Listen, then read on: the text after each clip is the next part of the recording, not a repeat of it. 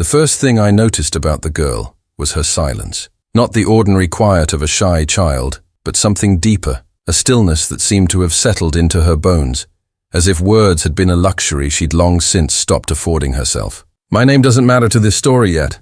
What matters is what they call me behind closed doors. In boardrooms and gossip columns alike, the recluse. The man with a heart carved from glacier ice.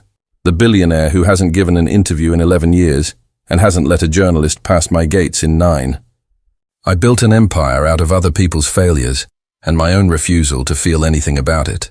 That was the deal I made with myself a long time ago, after I lost the only family I had left. I never wanted children. I want to be clear about that, because everything that follows might suggest otherwise. And I need you to understand that this wasn't sentiment. It was an accident of charity, a tax write-off that turned into a foster placement, that turned into something I still don't have a name for. The agency called her a Jane Doe. No birth certificate, no relatives. Found wandering near a bus depot 2 counties over with a coat too big for her and a silence too big for anyone. I signed the papers because my lawyer told me it would look good. I let her move into the East Wing because the house was too large for one man and his ghosts anyway. For 3 weeks, she said nothing. She ate when food was placed in front of her. She watched the staff with eyes that catalogued everything and revealed nothing. I told myself this was fine. I told myself I didn't need her to talk to me, the same way I'd told myself for 20 years that I didn't need anyone at all. Then last night, I walked past her door at 11:15, unable to sleep, the way I usually can't, and I heard humming. I stopped in the hallway, the way a man stops when the ground shifts beneath him. It was a simple melody. 6 notes, repeated, rising and falling like a question asked over and over. I hadn't heard it in 20 years. I'd convinced myself I'd never hear it again, because the only other person who knew it had vanished from my life 2 decades ago, swallowed by a betrayal I still don't fully understand. And I'd buried that tune along with every memory of her. The way you bury something you can't look at directly.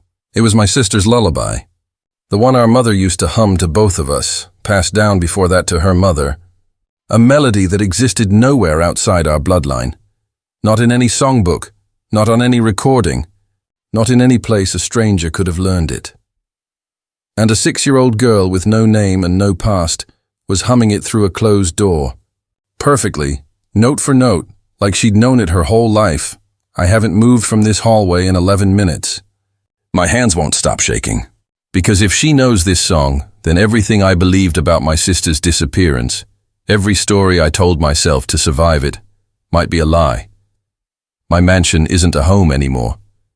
Tonight it's a crime scene, and I'm about to start digging. If you want to find out what happens when I finally open that door, and what this child's silence is really hiding, subscribe to the channel now, because Chapter 1 is coming, and I promise you. It only gets darker from here. My estate sits on 400 acres behind walls that cost more than most people's homes. Walls I had built not to keep people out, but to keep myself in. There's a difference, even if no one else seems to understand it. The press calls it a fortress. My security chief calls it a perimeter. I call it the only place on earth where I don't have to perform being a person who's fine. Everything about my life runs on schedules I designed myself, down to the minute. I wake at 5. I swim laps in a pool no one else uses until 5:40. Breakfast is the same 600 calories. Prepared by a chef who has worked for me for 9 years and has never once asked me a personal question. Because I made it clear on his first day that personal questions weren't part of his job. I run 3 companies from a glass office on the 3rd floor that overlooks a garden I've never walked through. I haven't left these grounds in 14 months. People assume this is about control. They're not entirely wrong. But control was never really the point. The point was never having to feel something I hadn't scheduled in advance. The house itself is a kind of machine. Biometric locks on every door. Climate systems that adjust before a room even feels warm or cold. Cameras in every hallway, feeding into a security room I check every night before bed. Not because I expect an intruder, but because watching the empty corridors settles something in my chest that I've never bothered to name. 31 rooms. I use 4 of them. I built it this way on purpose. A house with no surprises is a house where nothing else can be taken from you. The morning the girl arrived, I almost canceled the placement. My lawyer had pushed the idea for months, a foster arrangement. Good optics for the foundation, a tax structure that made sense on paper. I'd agreed the way I agree to most things now, distantly, the way you'd approve an expense report. I hadn't pictured an actual child standing in my foyer. I certainly hadn't pictured what she'd look like. She was small for 6, swallowed by a grey coat 2 sizes too large, clutching a canvas bag that looked like it held everything she owned, which, I'd learn later, it did. The caseworker did most of the talking. The girl said nothing. She didn't look at the chandelier, or the marble, or the staircase that curves up through 3 stories of empty space. She looked at me, just me, steady, assessing, the way you'd look at weather you weren't sure you trusted yet. She hasn't spoken since we found her, the caseworker said, like she was apologizing for faulty merchandise. Selective mutism, the psychologist thinks. Trauma-related. She understands everything, she's just not talking. Might take weeks, might take longer. I remember thinking, good. I don't talk much either.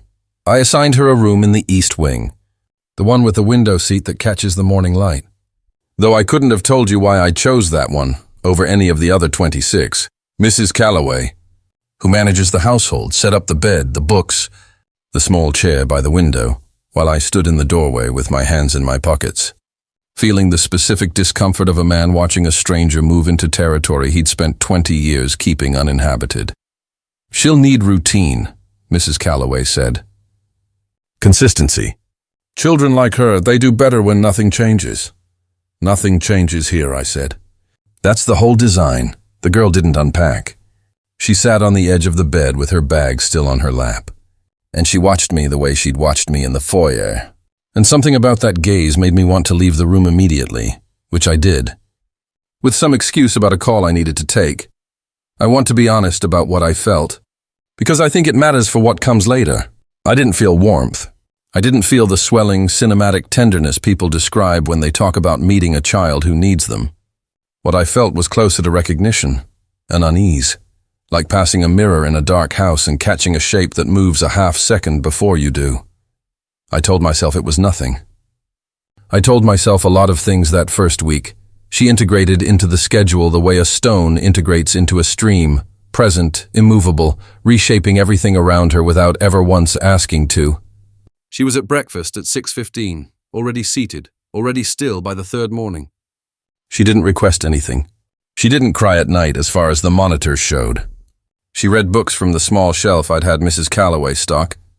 Books I hadn't chosen and didn't recognize. And she watched me across the table with an attention I found unbearable. Because I'd built an entire life around not being watched. I kept my distance. The way I keep distance from everything. I told myself this was the responsible thing. That closeness was a liability I'd already paid for once.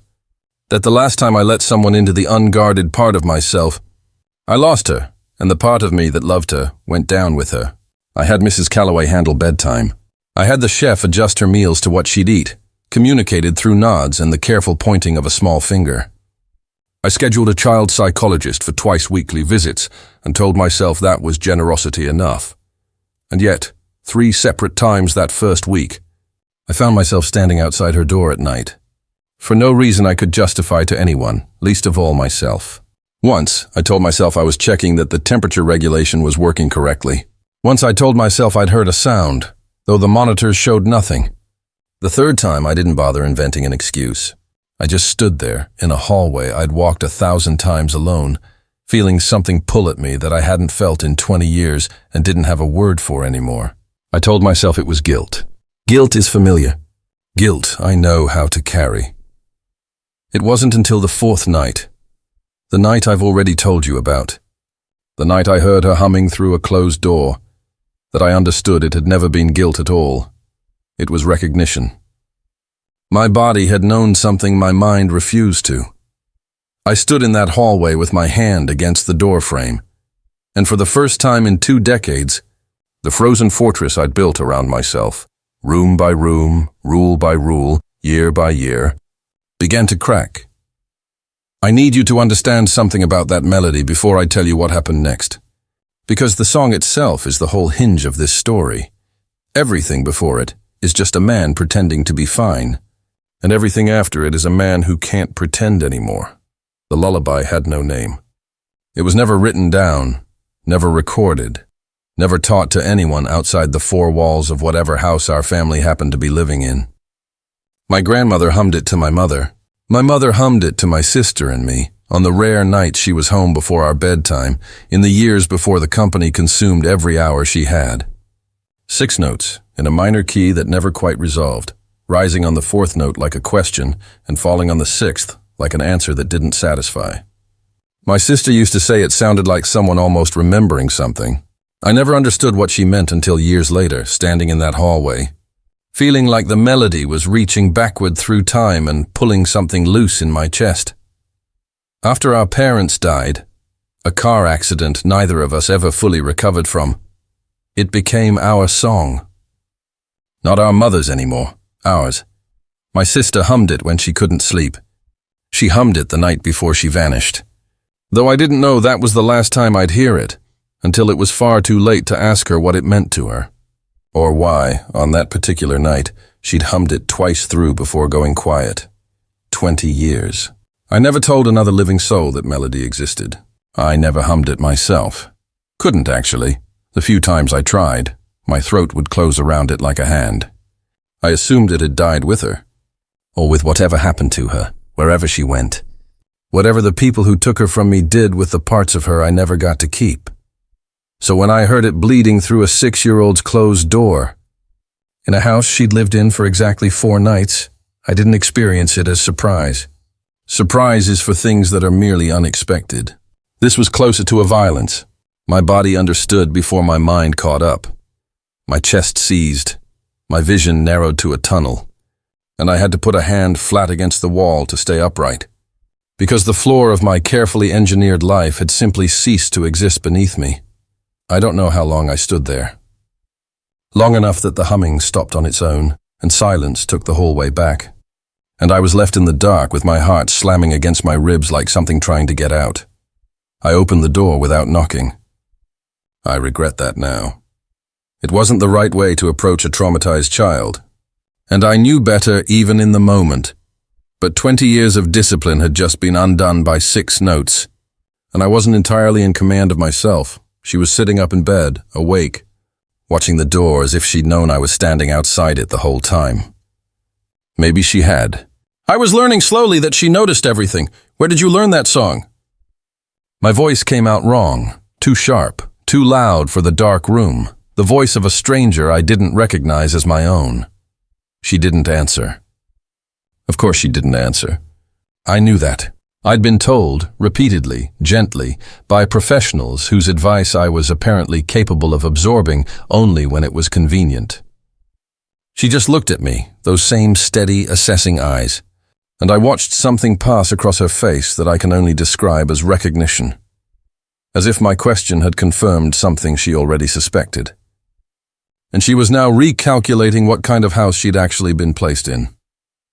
I sat down on the edge of the bed, too fast, too close, and made myself slow down. Made myself remember that whatever this child knew, she'd arrived at it through silence for a reason, and frightening her into more silence would cost me the only thread I had. That song, I said, quieter now. Can you hum it again? Please. She studied me for a long moment. Then very softly she did, the same 6 notes, rising and falling, the question that never resolved into an answer, exactly as I remembered it, exactly as my mother used to hum it into my hair when I was small enough to still be afraid of the dark. I sat in that room until almost 3 in the morning. I didn't ask her anything else. I don't think I trusted my voice. I just sat there in the window seat across from her bed, watching a child I'd known for 4 days hold a piece of my family I thought had been lost forever. And I understood, with a clarity that felt almost like falling, that I wasn't going to sleep again until I knew how she'd come to carry it. By 6 the next morning, I had 3 investigators on retainer and a 4th call placed to a forensic genealogist I'd used once before, for due diligence on an acquisition, a lifetime ago when due diligence was the strangest thing I did before breakfast. I pulled every file the adoption agency had on her, which amounted to almost nothing, a name attached to her by a hospital intake nurse, a discovery location 2 counties over, a description of the clothes she'd been wearing, no fingerprints on record. No DNA match in any system anyone had thought to check. I had Mrs. Calloway photograph the contents of her canvas bag, item by item, while the girl watched from across the room with an expression I couldn't read. A folded piece of fabric that might once have been a blanket, a small wooden carving of a bird, worn smooth at the edges like it had been held by someone, often for years. No letters, no photographs, no name written anywhere that anyone could find. I called the psychologist before her scheduled session and asked her, bluntly, whether a child could learn a melody from someone who wasn't a direct relation, a foster parent, a stranger, anyone who might have crossed paths with my sister at some point in the last 20 years. "It's not impossible," she said carefully. The way professionals talk to people they suspect are not currently capable of hearing bad news well. "But you're describing something very specific and very private. Children mimic what's around them. If she's humming something that specific, it likely came from prolonged, intimate exposure. Someone sang it to her. Repeatedly. Probably for years. Someone sang it to her. Repeatedly. For years." I sat with that sentence the rest of the morning, turning it over the way you turn over a stone, looking for what's crawling underneath. There were only 2 explanations I could construct that didn't strain past the edge of reason. Either my sister was alive somewhere, and at some point in the last 6 years had held this child close enough, often enough, to pass down a song that belonged to no one but us. Or my sister had not survived whatever happened to her, and someone else had learned the melody from her before the end. Someone close enough to absorb it the way you absorb something whispered into your hair at night. And that same someone had since crossed paths with this child. Both possibilities terrified me in different directions. The first meant my sister had been alive, reachable, findable. For 2 decades I'd spent telling myself there was nothing left to find. The second meant someone out there knew exactly what happened to her and had said nothing. While I tore through grief alone for 20 years, I looked across the breakfast table that morning at a 6-year-old eating cereal with the careful, joyless efficiency of a child who'd learned that food wasn't guaranteed. And I thought, you are the only witness left to whatever happened to my sister, and you cannot tell me a single word of it. The investigation had a single objective now, and it eclipsed everything else in my life within 24 hours. Find out who this child was, find out who taught her that song, and find out finally, after 20 years of refusing to ask, what actually happened to my sister the night she disappeared. The fortress I'd built to keep memory out had just let it walk through the front door, humming. There's a room in the east wing of this house that I hadn't opened in 11 years. Not locked, exactly. I don't believe in locking away my own past. I believed in simply not walking toward it, but sealed by habit, by the particular discipline of a man who'd organized his entire existence around the principle that some doors are better left unopened. I opened it on the 6th day after the humming, at 2 a.m, because sleep had become a country I no longer had access to. It was my mother's study, preserved exactly as it had been the week she died. Mrs. Calloway dusted it twice a year and never asked why. Inside, a writing desk, a wall of photographs, 3 filing cabinets I'd inherited and never sorted, and a music box I hadn't opened since I was perhaps 9 years old. I sat on the floor of that room like a man half my age and went through everything. The photographs told a story I already knew. In the broad strokes, my mother and her sister as girls. My grandmother stern-faced in front of a lake house I didn't recognize. My own sister and me as children, squinting into summer light. But it was the filing cabinets that changed things. Buried beneath property deeds and decades-old tax documents, I found a slim folder labeled, in my grandmother's handwriting, Ashford Cove, 1962.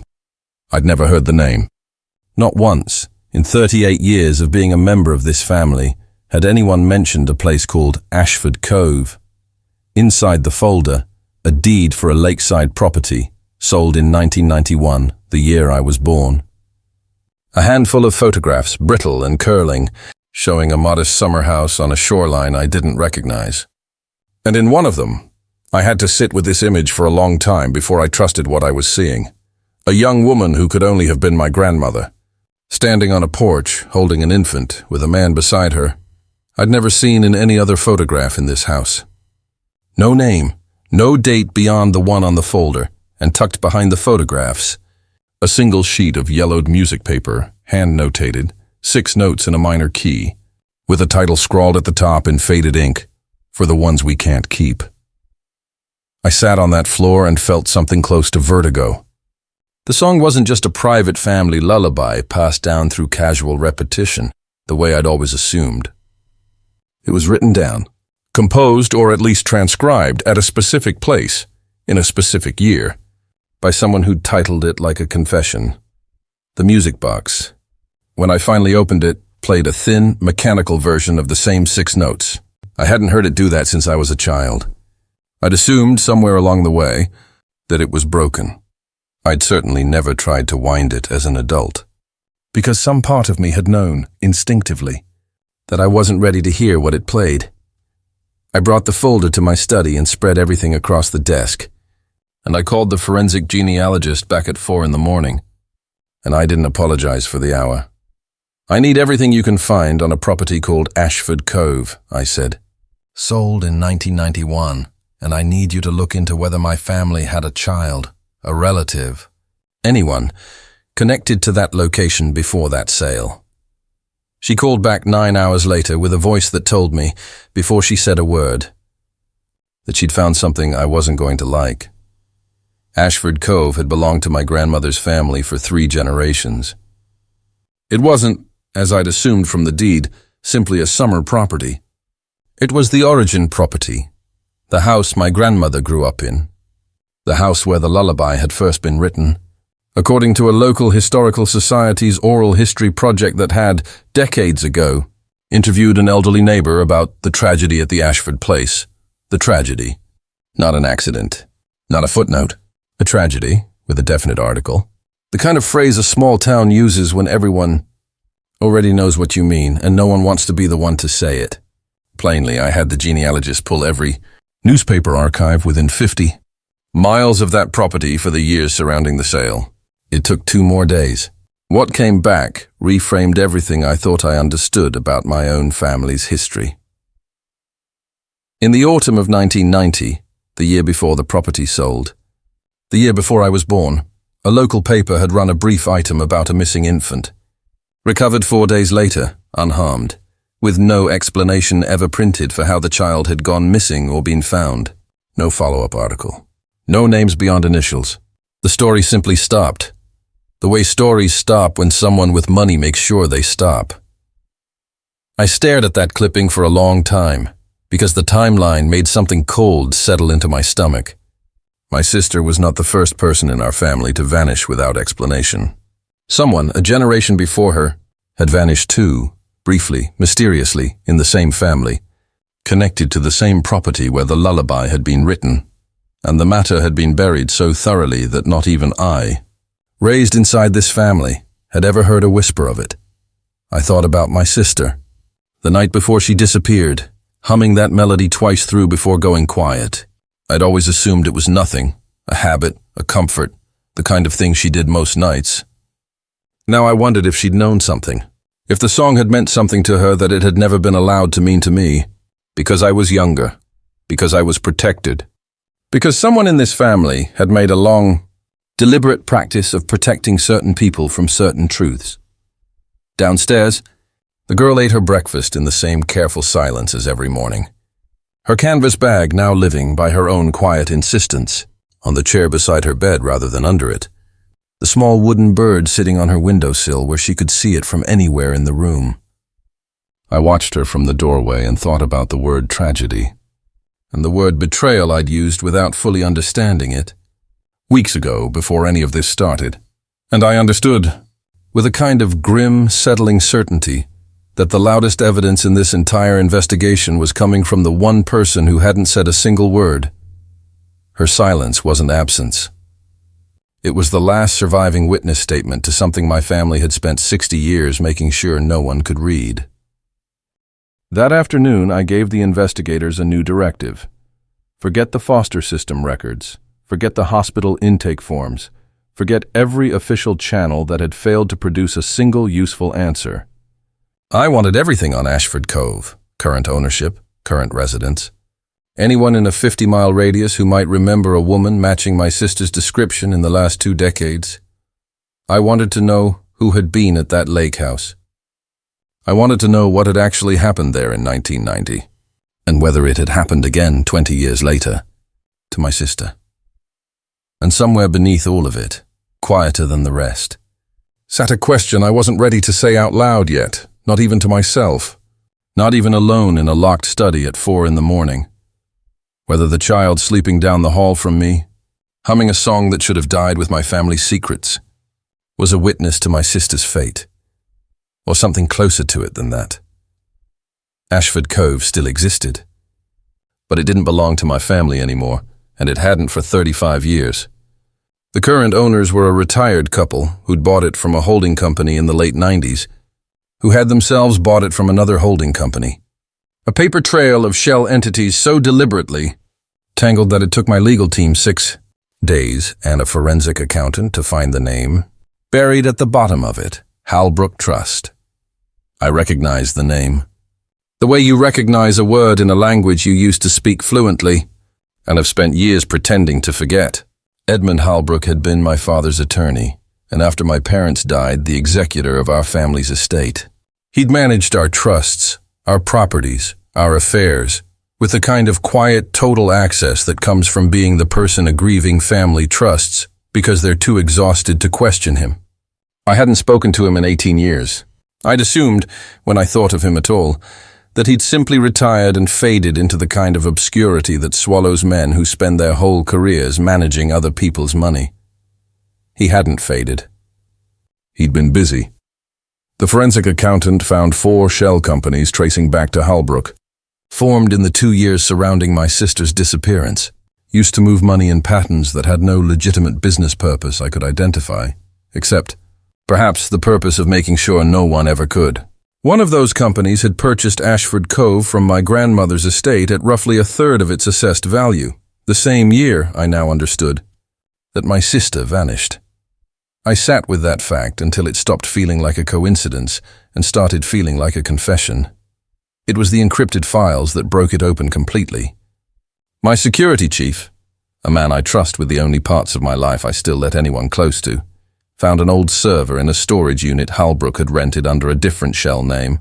Abandoned, but never wiped. The way men who think they're untouchable forget that nothing digital ever truly disappears. It took 3 days to crack. What came out of it was a correspondence trail between Halbrook and a woman whose name meant nothing to me until it meant everything. Renata Voss, listed in the early letters as a caretaker for an unnamed minor. Paid, modestly but consistently from one of the shell accounts for 19 years. I want to tell you I understood immediately what I was looking at. I didn't. I read those letters 3 times before the shape of it assembled itself in my mind. And even then I think some part of me resisted it. The way you resist a diagnosis you already suspect is true. My sister hadn't simply disappeared 20 years ago. She had been removed, not by strangers, not by misfortune, but by someone our family had trusted with everything. Someone who'd seen an opportunity in a young woman, who'd recently discovered something about our grandmother's estate that Halbrook could not afford to have surface. The letters never said it outright. Men like Halbrook don't write confessions, they write euphemisms, but the shape was unmistakable once I stopped looking away from it. My sister had found the Ashford Cove file. She'd started asking questions about the 1990 incident, about the tragedy the local paper had buried, about money that didn't add up in trusts Halbrook controlled. And 6 weeks after the date on the earliest letter, she was gone, not dead. The letters never mentioned a death, and I held onto that distinction like a man holding a rope over open water. Removed from circulation, relocated, managed, the way you manage a liability. The same cold vocabulary I'd built my entire business career on without ever once recognizing where I'd learned it. And in the most recent letter, dated just over 6 years ago, 3 lines that I have now read more times than I can count. The child is healthy. R continues to manage the situation as discussed. No further contact necessary on your end. I sat in my study with that letter in my hands and felt the entire architecture of my life. The fortress, the schedule, the 20 years of careful, deliberate numbness, collapse at once because I finally understood what I was looking at. The child. 6 years ago, a caretaker named Renata Voss. A bus depot, 2 counties from a lakeside town, a girl with no name and a melody that belonged to no one but us. She wasn't a stranger who happened to learn a private family song. She was my sister's daughter. I don't remember walking to her room. I remember standing in the doorway, and I remember her looking up from the small wooden bird in her hands. And I remember understanding, with a violence that nearly took my legs out from under me, that I was looking at the only piece of my sister that had survived whatever had been done to her, and that I had no idea, even now, whether my sister herself was alive somewhere, still being managed, or whether that mercy had run out long before this child ever reached my door. I knelt down in front of her, and for the first time since she'd arrived in this house, I didn't try to maintain the distance I'd spent 2 decades perfecting. "I know who you are," I said, and my voice broke on the words in a way I hadn't allowed it to break in 20 years. "I know whose daughter you are." She didn't speak, but she reached out and placed the small wooden bird in my hand and held my fingers closed around it with both of hers, and looked at me with an expression that I will spend the rest of my life trying to fully understand. Something between relief and warning, as if she'd been waiting for someone to finally see her clearly, and was terrified of what it would cost both of us now that I had, because Edmund Halbrook was not a man from my past. The forensic accountant's final report, delivered that same evening, made that horrifyingly clear. 3 of the 4 shell companies were still active. Renata Voss had filed a missing persons report on a 6-year-old girl 4 days before the adoption agency's files showed her being found at that bus depot. A report that named no relation, gave a false last known address, and was withdrawn within 48 hours. Someone had let this child go. Or lost her. Either way, someone out there knew exactly what she represented, and exactly what finding her way into my house meant for everything they'd spent 20 years keeping buried. My mansion had been built as a sanctuary, a fortress against a world I no longer trusted. That night, standing in a hallway with my niece's hand still wrapped around mine, I understood it had just become something else entirely, the one place left on earth where the truth about my sister was still alive, still findable and still, very possibly, being hunted. I didn't sleep that night, but for the first time in 20 years, the sleeplessness didn't feel like a wound. It felt like vigilance. There's a difference, and I'd forgotten it existed. By morning, I had made a decision that the man I'd been 3 weeks earlier would not have recognized as belonging to him. I called my lawyer at 6 and told her I wanted everything. Every file, every account, every encrypted letter, handed to federal investigators by noon. Not leaked. Not quietly settled the way men like Halbrook had spent careers ensuring things got quietly settled. Filed, formally, with my name attached to every page of it, because I understood finally that hiding from this would only mean inheriting the same silence that had cost my family 20 years and very nearly cost this child everything. "You understand what this means," my lawyer said. "Your name, your company, all of it becomes public alongside this. Every paper in the country will run it." "Good," I said, and I meant it in a way I hadn't meant anything in a very long time. I've spent 2 decades letting other people control what gets said about my family. I'm done. The investigation moved faster once it had federal weight behind it. Renata Voss was found within 11 days, living under a 3rd name in a town close enough to Ashford Cove that I understood, finally, she'd never really left the orbit of what she'd done. She wasn't the architect of any of it, just a woman Halbrook had paid to disappear with a problem, who had, in whatever was left of her conscience, let that problem walk free near a bus depot rather than finish what she'd been hired to do. I don't forgive her. I'm not sure forgiveness is mine to give, but I understand now that there are different shapes of complicity, and hers had a door in it that she'd chosen at the end. To leave open, Edmund Halbrook was arrested on a Tuesday morning, in the kind of quiet, unremarkable scene that felt almost insulting given the size of what he'd taken from us. 20 years of fraud, conspiracy, and the count that mattered most to me, the one I'd fought hardest to have filed, unlawful confinement. The investigators are still working to determine whether my sister is alive. I have stopped pretending I know the answer. I have not stopped looking, but here is the part of this story I find hardest to tell, because it is the part that broke me open completely, in the good way, the way I didn't know I was still capable of breaking. 9 days after Halbrook's arrest, I sat across from my niece at the breakfast table. I had started calling her that in my own mind weeks earlier, but I hadn't said it aloud, hadn't let myself fully believe I'd earned the word yet. She was eating her cereal in the same careful silence as every morning since she'd arrived.